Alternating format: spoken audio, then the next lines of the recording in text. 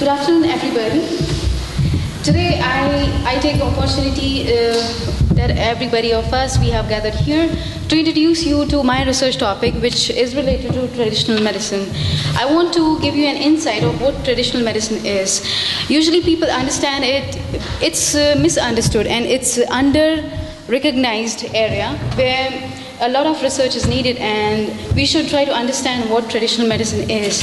It holds a lot of opportunities for women and men equally, but because it's less understood, we as women researchers, we can contribute and we can tap this opportunity as careers both in social sciences and also laboratory-based research. This is the layout of my presentation. I'm sorry, my presentation is not so professional because we were gearing up for another deadline. So this is the layout of my presentation for today. Okay, let's understand what traditional medicine is, very briefly. According to WHO definition, traditional medicine is knowledge, skills, and practices based on the theories, beliefs, and experiences. This is what WHO says, but I would also say that it's also the practices which comprise the traditional medicine of an area, of a community. And traditional medicine has been used in the prevention, diagnosis, improvement, and treatment, not only for physical illnesses, but also mental illnesses. This is the WHO definition, which means that traditional medicine, it's not just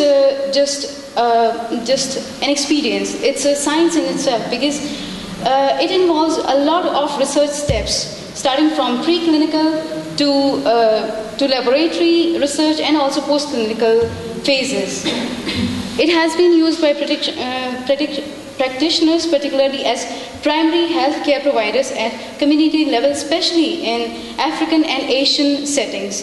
Most of the African and Asian communities, till now, they depend upon traditional medicine as the first line of treatment to traditional medicine. What is traditional medicine research?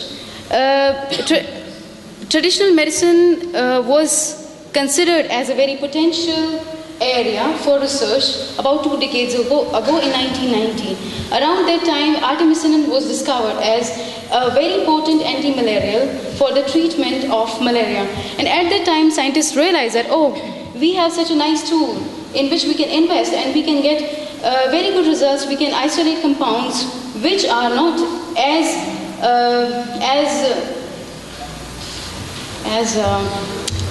they are not susceptible for resistance development and other, it's okay, and other drawbacks. So there are several remedies which are mentioned and practiced in various traditional medicines to cure not only infectious diseases but also lifestyle diseases. Some people conceive that traditional medicine is used for very small illnesses, just to cure cough, or let's say for skin diseases, but not.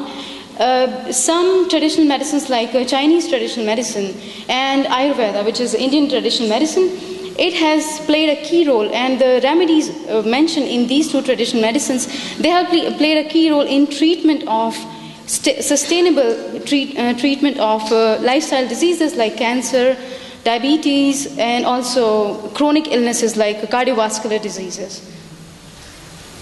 What is the contribution of women in traditional medicine today? Because we have gathered here to discuss what is the contribution and role of women in research. So I focused more on the role of women in traditional medicine research. If I look in the perspective of my setting, in Asian settings, women, they have shouldered the responsibility of proliferating and propagating the traditional medicine, because women in most of the world settings, they are considered as homemakers, and as homemakers they have practiced this traditional medicine to cure the illness of their kids and also the family. And in some cases they have experimented with introducing some of the traditional remedies in the feeding food habits, and let's say for small to treat the illnesses of illness of the kids. Now, in this slide, I will discuss traditional medicine as an opportunity. If we look at the data which is given on internet, especially by WHO, WHO says that herbal treatments, they have incurred a lot of benefits, or let's say the revenue. They have generated a lot of revenue in the international markets.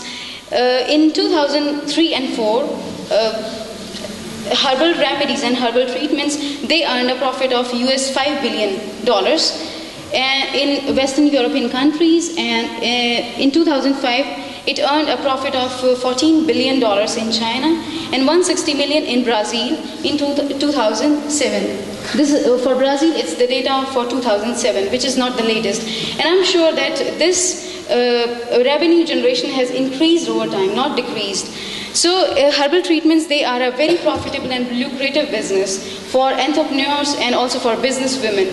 But it also provides a lot of opportunities for research. The research opportunities that traditional medicine offers is that if we as women researchers, we can actively involve in traditional research to find new remedies and to standardize the existing ones. The main challenge that traditional medicine is facing is that most of the remedies, they are not standardized. So people have this fear of accepting the remedy. So what we can do, we can contribute as a researcher in standardizing these remedies and even to find new ones. And this is, let's say, laboratory based. But the next step is for those women who want to do sort of field work or the social work. They can promote the usage of established traditional remedies for community, at community level. And they can sensitize people to accept traditional remedies as to treat some illnesses. Then in lab, we can use lab-based tissue culture of rare but highly effective traditional medicinal plants for sustainability and to establish quality assurance, quality check, preservation, toxicology, and clinical efficacy studies of some herbal remedies. Then again, for the field work, we can apply the research knowledge that we gather in the laboratory settings. We can apply this research knowledge not to keep it on the shelves in our labs. We can apply this knowledge also traditional and new form for the benefit of the society.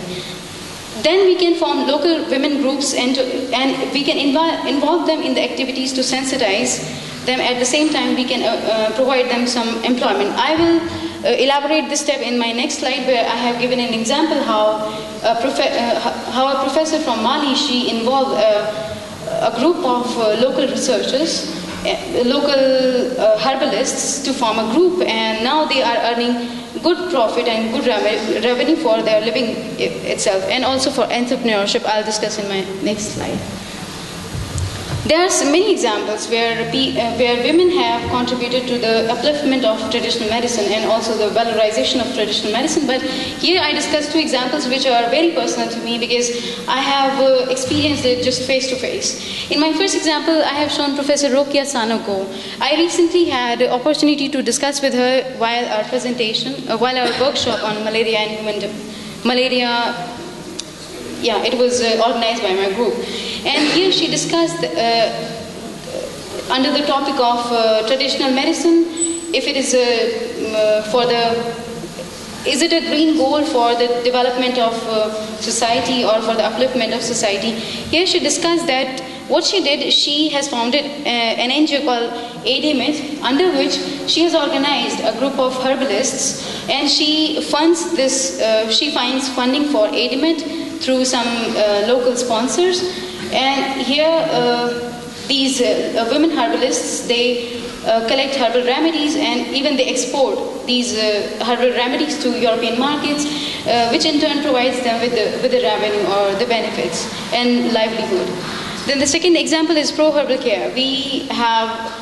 This is an emerging spin-off which we have created from as a group, and it tries to exploit the activity of plant remedies as their antimicrobial activity, and now we are applying for the funding. We are trying to find some sponsors, and let's say in future we hope that it will be a spin-off, a successful spin-off.